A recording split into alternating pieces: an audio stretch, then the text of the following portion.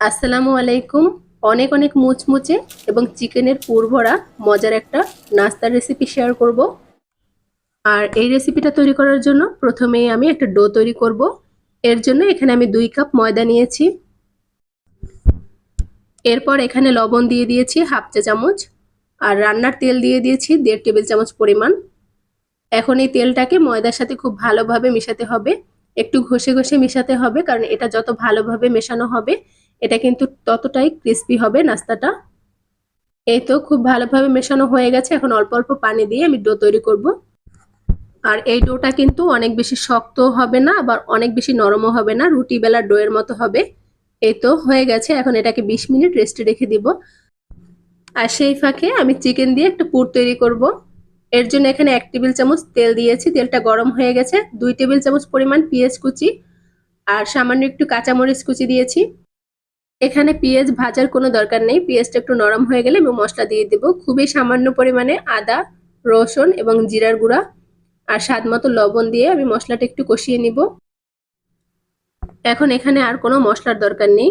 এটা কষানো হয়ে গেছে। এখন এখানে আগে থেকে সিদ্ধ করে রাখা মুরগির মাংস এটা আমি দিয়ে দিব। দিয়ে খুব ভালোভাবে নেড়েচেড়ে মিশিয়ে নিব।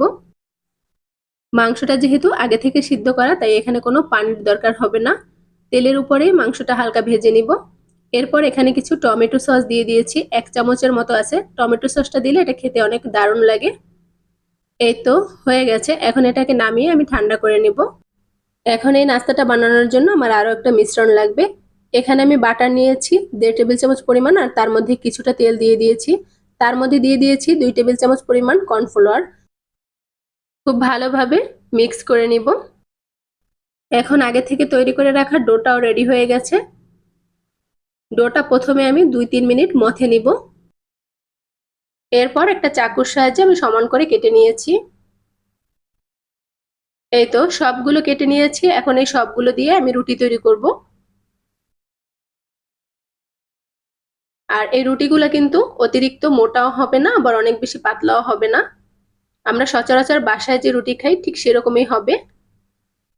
এই তো হয়ে গেছে। আর এর থিকনেসটা দেখেই বোঝা যাচ্ছে। এখন প্রথমে আমি একটা রুটি রেখেছি। এরপর আমি যে বাটার আর কর্নফ্লাওয়ারটা গুলিয়ে রেখেছিলাম সেটা এখানে দিয়ে দিব। আমি এখানে বাটার আর তেল দিয়ে করছি, চাইলে এটা শুধু তেল দিয়েও করা যাবে। এখন রুটির গায়ে খুব ভালোভাবে ব্রাশ করে দিব।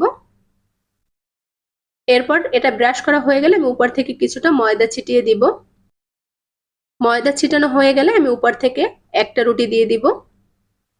এভাবে একটার পর একটা লেয়ার তৈরি করতে হবে। আর এই ময়দা ছিটাতে হবে আর এই মিশ্রণটা দিতে হবে। এই তো হয়ে গেছে।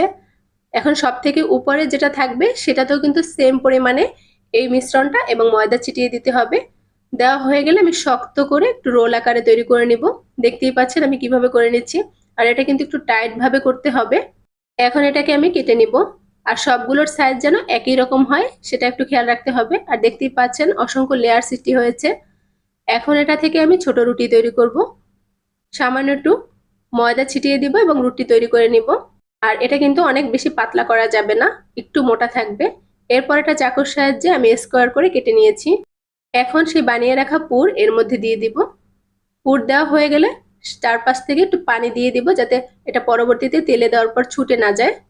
এই তো একটু চেপে চেপে আটকিয়ে নিতে হবে। এভাবে করে আমি সবগুলো বানিয়ে নিয়েছি। এখন এগুলোকে আমি ভেজে নিব। ভাজার জন্য আগে থেকে আমি চুলায় তেল গরম করে নিয়েছি। আর তেলের তাপমাত্রা কিন্তু অবশ্যই মিডিয়াম থাকবে। আর তেলে দেওয়ার সাথে সাথেই দেখা যাবে এগুলো অনেক ফুলে উঠেছে। আর এগুলো তেলে দেওয়ার পর কিন্তু চুলার আঁচ মিডিয়ামের থেকে কম রাখতে হবে। এই তো সুন্দর একটা কালার চলে এসেছে, ভাজা হয়ে গেছে। এখন তুলে নিব। এই নাস্তাটা খেতে কিন্তু দারুণ মজার হয়।